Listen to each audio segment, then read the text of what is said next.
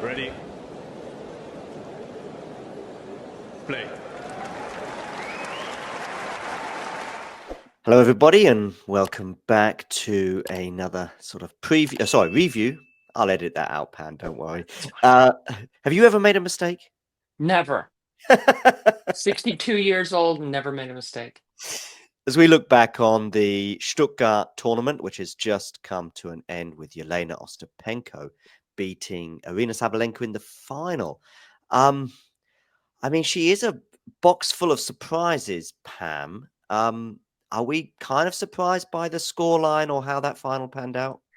I feel like Ostapenko is one of these players that you're never surprised when she goes on an incredible streak, wins a tournament. When you think back to the year she won Roland Garros and how Mhm. many winners she hit on her way through to that title, and think about her record and matchups against great players like Iga Swiatek, where she's never lost. And no, it's not that surprising. He's one of these players, and I can relate to a little bit because I've been helping Donna Vekic for 2.5 years. When certain Yeah. players hit stride with their big game, it's like even Sabalenka was like, "What do I do?" Especially midway through the second set, it was like Ostapenko where she win like 13 of 15 points after winning the first set. So no huge surprise, and you got to feel for Sabalenka because she's lost another final, lost another ability to win a Porsche. Yeah, I know. I'm just having a quick look to see, has Vekic played Ostapenko in the last couple of years? No, so 2023, they've got a 1-to-1 head-to-head. But I'm just wondering, what could you say to not just Jonna, but even if you were, talking to Aryna before today's match, what would you say about how to maybe deal with Yelena? Yeah, you know what? Playing Ostapenko when she's on her game is a huge test for your mindset, your ability to weather the storm. And just accept that a lot of points are going to be taken out of your hand. And for Sabalenka and any power player, it's kind of an unusual position to be in where you're on your back foot. You are the one, you're usually dominating points, like Sabalenka usually is the one that kind of bullies the opponent around the back of the court. But Ostapenko just has this extraordinary ball strike power.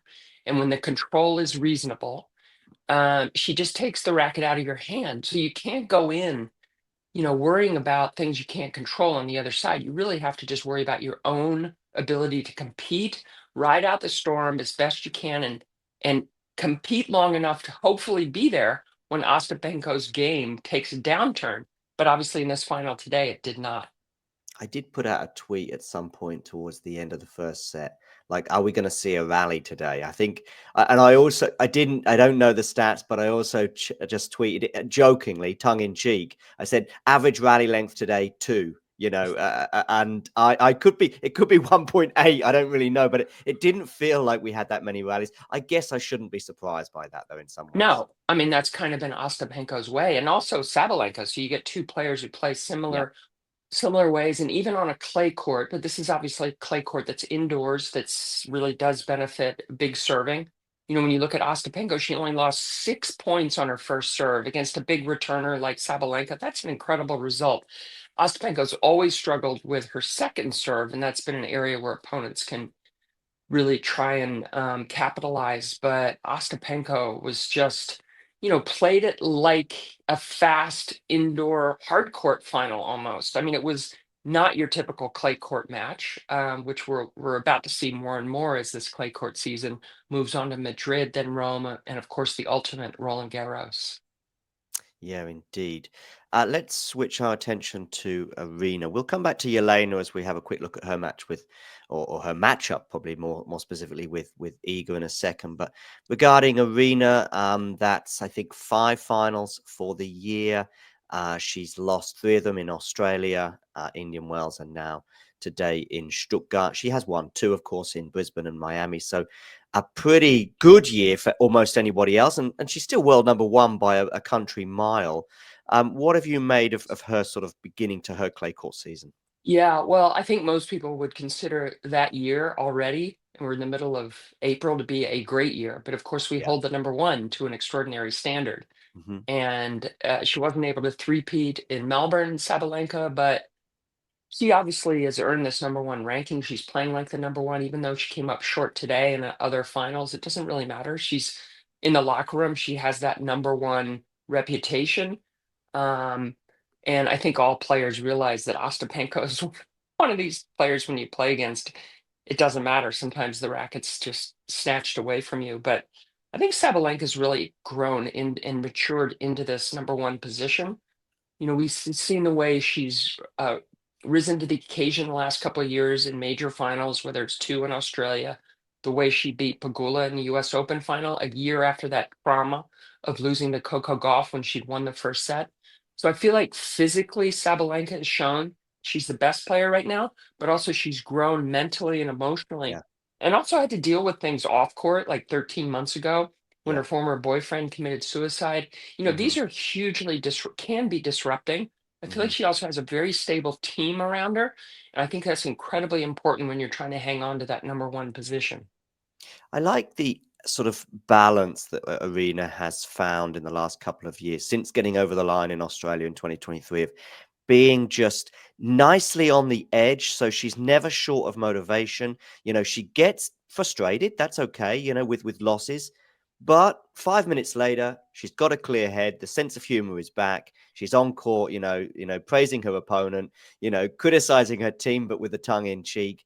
And the humor, as I say, is very much there. And it's like, okay, things didn't work out today. But sometimes as well, you can almost be too sort of accepting of defeat as well. I don't know if you ever felt like maybe towards the end of a match, Pam, that you were drifting through the last few games, just going, okay, I've done well. I've got to X round. I've pushed X opponent. I wasn't expected to win.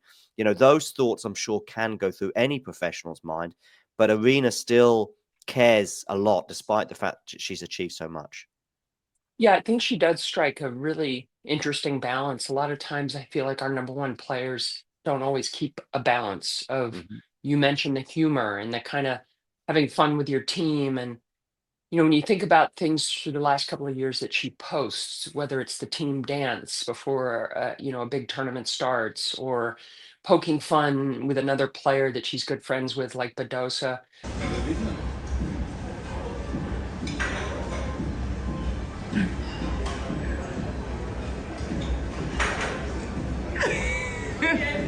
I mean, I do feel like Sabalenka is enjoying, even though there's a lot of stress and pressure when you're number one. I feel like she also has moments where she's really enjoying it and leaning Hmm. into it. So let's see how she does as this crucial part of the season, as we have the pathway to Roland Garros, and then so soon after, a big tournament, huge tournament that she missed last year, Sabalenka with a shoulder injury, was Wimbledon. That actually benefited Donna Vekic, who was supposed to play Sabalenka's second round at Wimbledon. Okay. So if Yeah. Sabalenka can keep her health, she actually can even further stamp that number one position if she plays well at Wimbledon this year. I think Wimbledon is a title that is very much missing from her CV. I mean, so is the French Open. I just think that the reason why I'm focusing more on Wimbledon for Aryna is just because I think that her game and her performances at Wimbledon in the past have shown that she's a future Wimbledon champion, and maybe even a surprise that she hasn't done so already. Of course, not playing last year and a couple of hard semi-final losses there, but near on the horizon will be for the French Open. Another thing about Aryna before we move on from her is I know she's world number one, so in a way it's the first person you would think of, but she's also out far and away the one player on the tour that I think has the tools, could win all four slams. I mean, obviously she's won Australia, she's won the US as well, but at the beginning of the year, she's the only person I think of as in like calendar slam. She gets over the line in Australia and then go on. I mean, I know the French is a bit of a distance for her, but I think she thinks she can win the French one day. Oh yeah, I think her pedigree on clay. I mean, you think about last year, and I think it was the Madrid final against Iga. Hmm. Most people felt was the best women's match. The fact it wasn't at a major kind of tipped the scales some for the Paolini Vekic semifinal at Mhm, Wimbledon. mhm. But Sabalenka has shown that she is comfortable on all surfaces. Um, and I do think one of her goals at the end of her career is to hold the career Grand Slam. Yeah. I don't think it's out of the question. The French, kind of like the way it was with other great players, there can be a tournament that's like the last one that gets you over. Look what we Mhm, just saw in golf a little mm. over a week ago with McIlroy finally winning the Oh, yeah. Masters. Mm. But I think Sabalenka, that's a good solid goal for Sabalenka to have. Yeah, indeed. Okay, we're going to go back to Jelena because I think Jelena's run to the final cannot be ignored as well. It's all part of the title winning scenario that we saw today. And I think we just have to dwell on, at least for a few minutes, her match with Iga, but more specifically, or more importantly, this whole 6-0 thing. And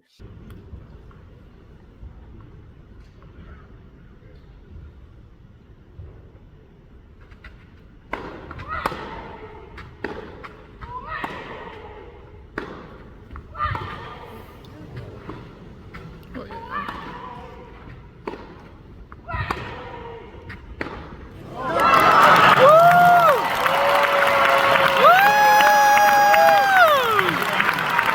You got a handshake?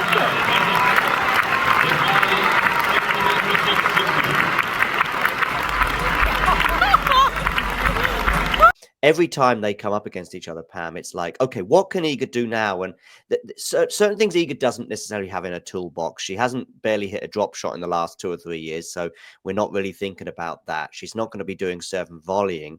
She's going to be relying on bringing her A game. Maybe there's also something in the serve that maybe Jelena just likes to eat up for breakfast. Maybe it's the angle. Maybe it's the other elements to the shot. And then finally, is there maybe also now, surely after 6 matches, a mental side of it? Yeah. Of course there is. It's so fascinating when you get a situation like this.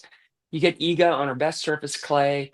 She's been number Mm, one in the world more than anybody else the last 4 years. mhm, But there's a matchup problem, a serious matchup problem, and both players know it. It's kind of interesting because Iga's had this steady person on her team as far as consistently there with Daria, who's supposed to be a mindset coach.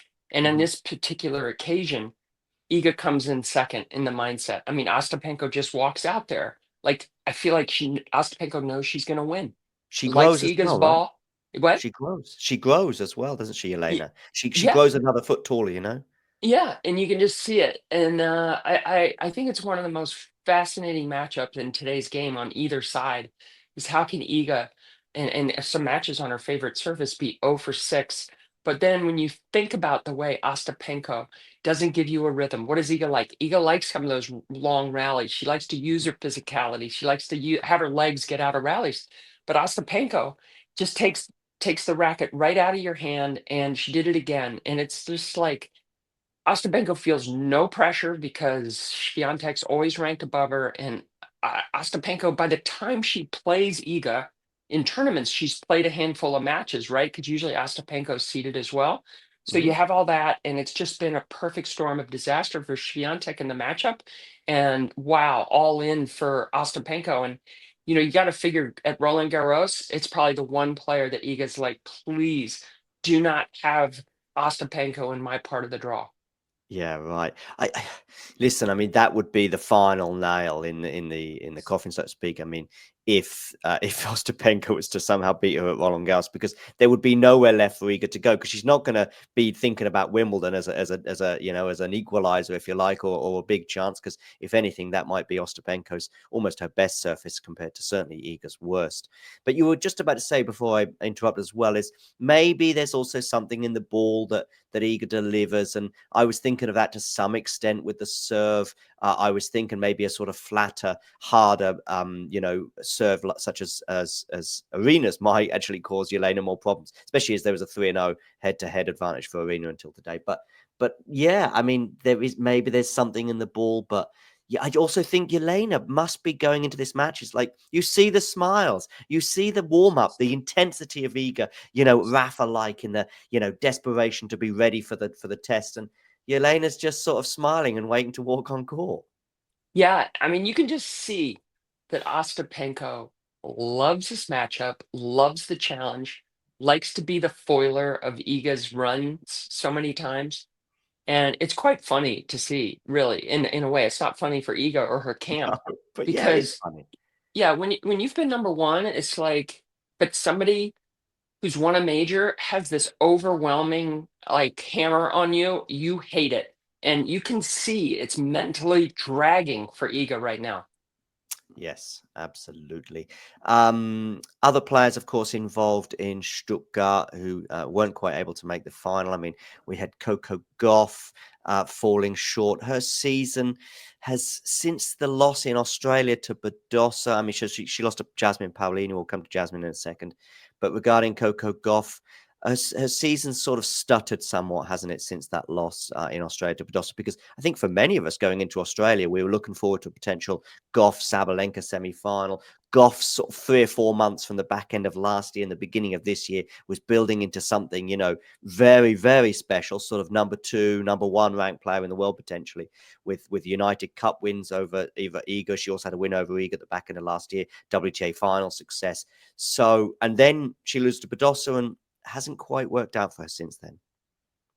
Yeah, I mean, Coco Gauff, I think because the forehand and the serve can be vulnerable still, she's going to have these ups and downs. And I tell you what, I'm looking at the draw, and I got to tell you, I think these buys are really hurting a lot of players. Mm-hmm. You know, you get Coco Gauff who had a buy. She's making this transition onto clay. She plays the winner of Tatiana Marita and Seidel, Yeah. yeah, and it's like an easy match. It's 1-1. It's a mismatch, right? And then Coco Gauff has to go right up against Paolini, who was seated fifth. That was the toughest quarterfinal. And meanwhile, Paolini, who was the fifth seed, had 2 matches. So it's just such a big difference. I mean, I looked at the draw that's just come out from Madrid, and you see these matchups that are tough, round of 128 matchups, right? And then they'll play a seed that has a bye. And I think it's a big disadvantage now to be the seed, have a bye, play against someone who's had a match in the same turn, in the playing conditions already familiar by the second round. Yeah.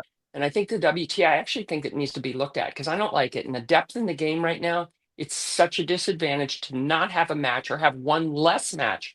So going back to Coco Gauff, yeah, it's she's always going to be in the mix because she competes great. She's the best mover on the tour. She has one of the best backhands on the tour. And when the serve's working, her first serve earns her a lot of free points. But yeah, she's not going to be, I don't think, that consistent top player because of the couple of shots I mentioned, the forehand and the second serve. Indeed. Jasmine Paolini continues to somewhat, anyway, surprise, I think, in terms of the fact that probably, I know I was among them thinking that this year is going to be very difficult for her to match the exploits of last year. Of course, we are now coming into a period of the year when she made the French Open final and made Wimbledon final as well. But of course, Donna was on the wrong end of a very painful loss to Jasmine in the semi-finals at Wimbledon last year. I mean, what have you made of Jasmine's 2025 thus far, including this run to the semis in Stuttgart? Yeah, I think it's been pretty solid. As you said, never easy to follow on like your breakout year, and to have your breakout year when you're 28 Mm, is it would have been a lot more unusual like 20 years ago. Now it's not that uncommon that somebody kind of is a late bloomer. Usually you get a player of Paolini's size and the way she plays where she kind of hits stride earlier in her career, but you think about a player like Kerber. She hit stride when she was a veteran on the tour, and Paolini, I think she's going to be a tough out all year long. I feel like she works hard. She's got a really positive mindset out there. She uses her legs. She can also go from defense to offense better than most. So I like Jasmine Paolini's ability to keep her position in the top 10. She also seems to have a durable build. She doesn't get injured that much. true. And I like what I've seen for her this year. Just sort of winding back to Iga, I think there's a couple of sort of bigger picture things to think about. One is she's not been in a final. Okay, there was the United Cup finals, the team event, and she did get to the last stage there. But as a singles, tournament, she hasn't been in a final since the French Open, which if you'd have said to us after she beat Paolini in that French Open final last year, she's not going to be in a final for another year, including the beginning of the clay court season, I think would have found that very difficult to believe. And of course, she has a new coach as well. Wim Fissette came on board at the back end of last year. And I think that was with the hope of not maintaining the clay level, but also upping the level at other tournaments and other surfaces and other conditions. And yet we are in this period right now of because, again, her standards are so high. For 98% of the tour Iga's season would be phenomenal. But I'm sure if I said to Iga and she gave me a frank answer, are you happy with, 2025 thus far? It would have to be no, right? Yeah, I think so. I mean, to be in mid-April and not to have won a tournament and not to have won a tournament, as you mentioned, after she won Roland Garros, Hmm. to me, she, instead of feeling more settled, to me, she looks less settled on the Yeah. court against more opponents, gets more anxious. And I don't know Iga that well, but just from the eyeball tests, since being around women's tennis since '78, something feels a little not quite right for Iga right now. Mm. And, these are things that only the camp can figure out. And you mentioned the coaching transition. That's never easy. Somebody who, an Iga who really likes the continuity, hasn't had that many changes, but had a few. So yeah, I'd be a little concerned. But let's face it, if she goes on and wins another Roland Garros, we'll be having a different conversation towards in the middle of June. Pam, when you change coaches, do you sort of, said maybe you've had you had a coach for a long time and things are going well, but there's a few bumps in the road, and that's okay because you had good times before, you trust them and blah, blah, blah. And the advice that they give you for tennis matches, you follow. When you get a new coach, is there there's a lack of trust at the beginning? I mean, you've obviously hired them because of their CV and what they've done. And Wim Fisset's CV is pretty glittering, albeit he does tend to have short-lived spells with players.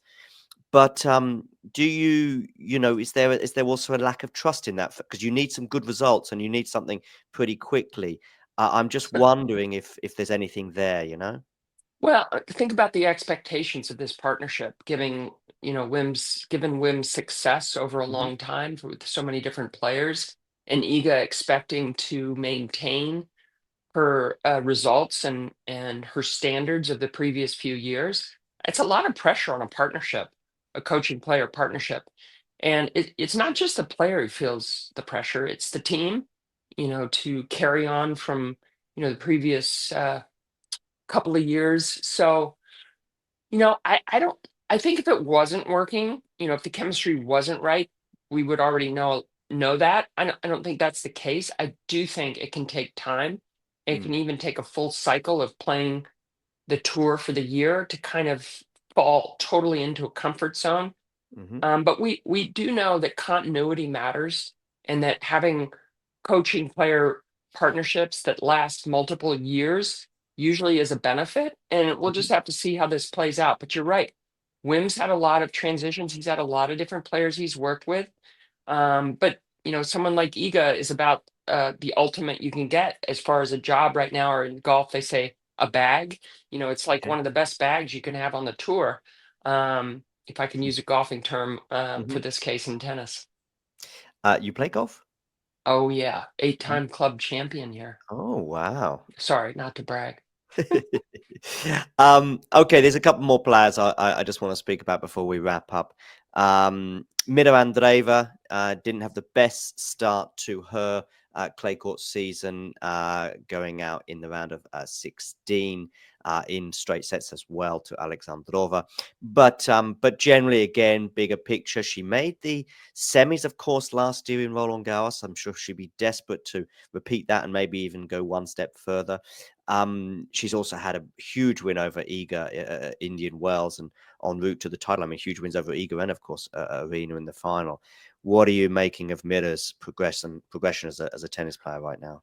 Well, look, to see her win back-to-back 1000s, Dubai and then Yes. Indian Yeah. Wells, was really I incredible. forgot And about I forgot about Dubai.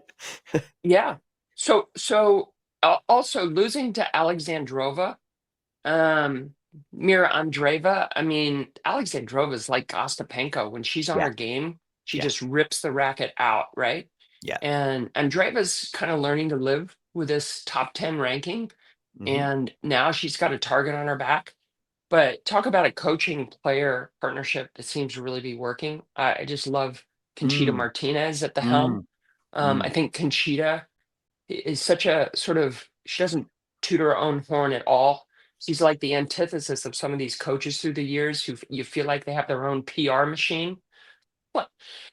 She's like Mm. just rolls up her sleeves. She's a Hall of Famer, won majors, had an unbelievable career, Conchita Martinez. So I like that partnership, but Andreeva's still so young. We don't see this all that often. A teen in the top 10 in the world and kind of this sudden, obviously she's been on a lot of people's minds the last couple of years as one of the most promising teens. But to see this breakthrough this year and this rise up the rankings, she still has a lot to learn. And I wouldn't want anyone else in her corner but Conchita. Makes sense. I've got a left field question now. It's not Good. Stuttgart related, but it is WTA related. Alex Eala. Okay, of course, her run in Miami in particular has caught the tennis world in many respects by storm, and particularly because she's from a part of the world with a huge population and clearly a huge interest in tennis, albeit not a great pedigree in terms of Filipino players, making it. Her run also in Miami, shocked everyone. With every single win, it was like, oh my goodness me, she's beaten, Madison Keys, but she's not going to beat, of course, Iga Swiatek. And what does she do? She goes and beats Iga Swiatek. I think even before that, she played Ostapenko and beat Ostapenko too, and very, very close match with Pegula and the emotion there. She's now going to be playing in Madrid. Clay is certainly nowhere near her best surface, certainly compared to hard, as she actually told me last week in an interview. What did you make of her run in Miami and her as a player? Yeah, I thought it was really fascinating. She uses her leftiness really well. Mhm. When she went on that run, it was really impressive how she handled the big moments on the stadium court. What's interesting about her draw in Madrid is if she beats Tomova, Mhm. who does she play second round? It would be Yeah. Swiatek, who has that bye. Yeah. So I love this in women's tennis right now, where you get like a compelling matchup, maybe a month after the first one, they could play again. But I also like how tennis, the last couple of decades, you get countries that wouldn't even be mentioned as a tennis country. You can Mhm. hardly even remember a player from the Mhm. Philippines, and then you all of a sudden get this talent. I like the story, the connection with Rafa Nadal and his academy. Yeah. Mhm. She's a lefty. A couple of times when she produced some forehands, I'm like, whew, Yeah. I see. It's tough to compare anybody's forehand to Nadal, but she's a great story. She's a great story. I don't think that she'll probably have quite as many Roland Garroses in her locker as Rafa did come the end of her career, but I'm very much looking forward to seeing how she gets on. I have been made to eat my words many times regarding tennis predictions, but also regarding even Ayala in Miami, with just thinking, okay, that was a great win, but I'm feeling the same in Madrid, just because I saw her on the clay last week in the WTA 125, and I just thought, okay, yeah, it's gonna be a few more years, I think, perhaps. But she's a quick learner and she's smart, and we'll see how that pans out. Yeah. Listen, Pam, huge thanks. It is just after 6 in the morning where you are. Was it just after Uh, 7? Just after 7 in the morning. It's just after 7 in Los Angeles. Yes, early riser, Pam, and enjoy the rest of your day. And huge thanks for coming on board today. Thanks for having me. If you enjoyed this video, make sure you hit that like button. Don't forget to subscribe and click that notification bell so you don't miss out on all things tennis.